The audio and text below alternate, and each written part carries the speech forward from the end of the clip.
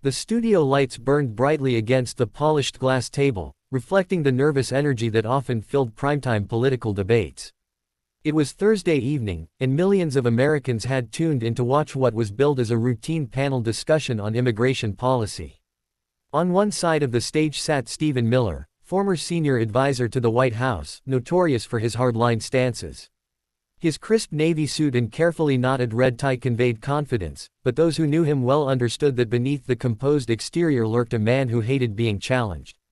On the opposite side sat Congresswoman Jasmine Crockett, the fiery freshman Democrat from Texas. Known for her sharp wit, razor-sharp questioning, and ability to turn complex issues into plain truths, Crockett had quickly become a rising star in Congress.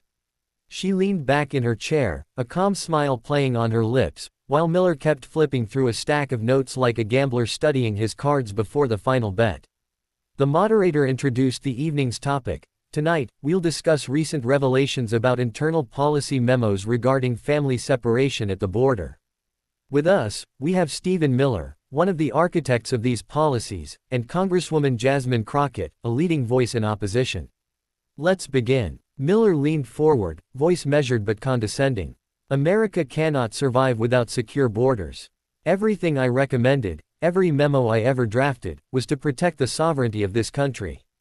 Those who say otherwise are deliberately twisting the truth for political gain. Crockett raised an eyebrow. Protect the sovereignty of this country. Or protect a certain political legacy, no matter how much it costs in human suffering. The audience stirred. A faint murmur rippled across the live studio set. Miller smirked, clearly enjoying the sparring match. Congresswoman, with all due respect, you're new to Washington. You don't understand the stakes. These were carefully considered policies, grounded in law. You wouldn't know the first thing about national security. Crockett leaned forward, her eyes narrowing. You're right, I wasn't in those back rooms where secret memos were drafted. But lucky for me, I've got one of those memos right here. The air shifted instantly. Miller froze, his hand still clutching his stack of papers. The moderator blinked in surprise, unsure whether to intervene. Cameras zoomed in on Crockett as she reached beneath the table and pulled out a thin manila folder. She tapped it lightly against the desk, her calm smile widening. This, she said, holding up a stapled document, is one of your confidential memos. Dated March 2018. Signed by you, Stephen Miller. And it doesn't just recommend family separation, it explicitly says the policy's purpose was to create a psychological deterrent by inflicting trauma on children. Gasps filled the studio audience. The moderator's jaw dropped. Miller's face drained of color, his smug confidence evaporating. He shifted uncomfortably in his seat, stammering. That's classified, he began, but Crockett cut him off. Classified? Really? Then maybe you can explain why copies of this memo are already circulating among journalists and advocacy groups. Or should I read a few lines for the American people who deserve to know what was done in their name? Miller's voice rose, panic seeping in. This is a smear. That memo is taken out of context. But Crockett had already flipped the first page open. She read aloud, her voice clear and unyielding. Greater than, by deliberately separating parents from their children, we will discourage future illegal crossings by creating a public perception of unbearable consequences. The audience gasped. Louder this time. Even the moderator couldn't hide his shock. Mr. Miller, did you really write that? Miller's face glistened with sweat under the bright studio lights. He tried to regain his footing, pointing a trembling finger at Crockett. You're grandstanding. That's not an official policy paper, it was a draft, a brainstorming document. Crockett tilted her head, unimpressed. A draft. Funny. Because right here, page 3, you write, this draft has been circulated to DHS leadership for immediate implementation. That doesn't sound like brainstorming, Mr. Miller. That sounds like instructions. The audience erupted, some booed, some shouted, shame. Others clapped at Crockett's boldness. The moderator tried to calm the crowd, but the energy in the room was electric. Miller's composure crumbled further. His hands shook as he fumbled with his own papers, muttering, "This is political theater, political theater." Crockett didn't let up. She leaned closer, her voice sharp as a blade. Political theater. Tell that to the thousands of children who cried themselves to sleep in cages because of your pen. Tell that to the parents who still haven't found their children years later. That's not theater, Mr. Miller, that's cruelty, calculated cruelty, and this memo proves it was intentional. The studio lights seemed hotter now. Miller dabbed his forehead with a handkerchief, his usual icy stare gone. The man who had once commanded fear inside the corridors of power was unraveling live on television. The moderator, sensing the historic weight of the moment, leaned in. Mr. Miller, do you deny writing this memo? Miller opened his mouth but no words came. His lips trembled. For the first time in his public career, Stephen Miller looked powerless. Crockett sat back in her chair, letting the silence linger. Then she said, softly but firmly, America deserves better than fearmongers hiding behind memos. And tonight, the truth is finally out. The studio audience burst into applause, standing to their feet. The control room scrambled to cut to commercial, but the damage was already done. Miller's face, pale and panicked, filled millions of television screens across the nation. And for Jasmine Crockett, this was just the beginning. The commercial break had ended, but the echoes of Jasmine Crockett's explosive revelations still reverberated across the studio. Viewers at home had flooded social media with clips of Miller's trembling face as she read from the secret memo. Hashtags like #MillerExposed, #CrockettTruth, and #KidsNotCages trended within minutes. By the time the cameras returned, the atmosphere was no longer a debate, it was a reckoning. The moderator cleared his throat nervously. Welcome back. Before the break, Congresswoman Crockett revealed what she claims is a confidential memo signed by Stephen Miller. Mr. Miller, do you have any response before we continue? Miller straightened in his chair, forcing himself to recover. His voice quivered, but he tried to project confidence. This is a coordinated smear campaign. The Congresswoman is exploiting a sensitive national security issue. Those memos, if they even exist, are protected under executive privilege. And it's outrageous that she's waving them around like props. Crockett interjected smoothly, national security. Is traumatizing toddlers a matter of national security?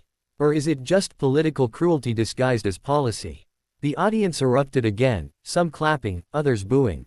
Miller's face twisted with frustration. He wasn't used to being challenged this directly, and especially not by someone who wouldn't back down.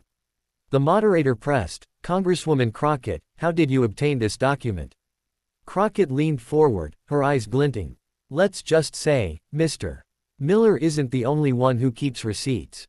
There are patriots in this country, people within the system, who refuse to stay silent about abuse of power. They brought this to me because they knew it would never see the light of day otherwise. Miller snapped, so you admit it. Leaked classified materials, treasonous behavior. Crockett didn't flinch. No, Mr. Miller. The real treason is betraying the values this country was built on. And that's exactly what you did when you wrote this memo. The studio lights flickered as if to punctuate her words.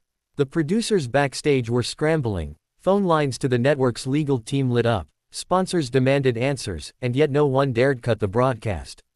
The ratings were through the roof, and every second was history unfolding. Fallout in Washington. By the next morning, newspapers splashed Crockett's revelation across their front pages.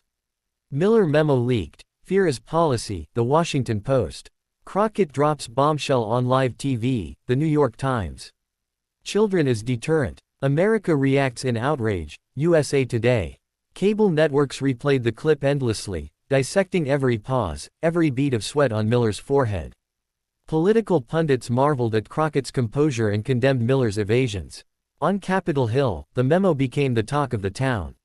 Lawmakers demanded investigations. Advocacy groups rallied outside the Capitol building with posters reading, "No more secrets." And, "Kids are not pawns." Behind closed doors, Republicans scrambled to defend Miller, but many privately fumed. He had become a liability. His name was once whispered with fear in immigration debates, now it was shouted with contempt. Meanwhile, Crockett's star rose higher than ever. Morning shows invited her to speak, late-night hosts praised her courage, and social media crowned her as the new face of accountability in Washington. Miller in crisis. Inside his D.C. townhouse, Miller sat slumped in front of his television, replaying the segment again and again. Each time, he winced at his own panicked expression.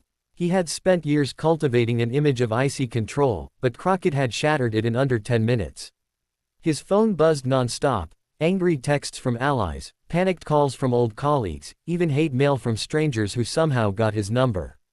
"This isn't over," he muttered to himself. "They won't take me down. Not like this." But deep down, he knew the damage was irreversible. Crockett's next move. Days later, Crockett stood at a podium in front of the House Oversight Committee. The room was packed with reporters and cameras. She held the same manila folder in her hand. "Today," she declared, "I am officially entering Stephen Miller's memo into the congressional record. The American people deserve transparency. They deserve to know the truth about the policies that tore families apart." Gasps echoed through the chamber as the memo was handed to the clerk.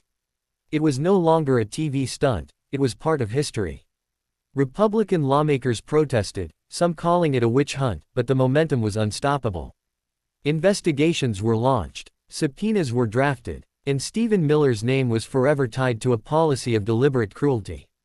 The nation reacts. Outside Washington, ordinary Americans grappled with the revelation. Parents hugged their children tighter.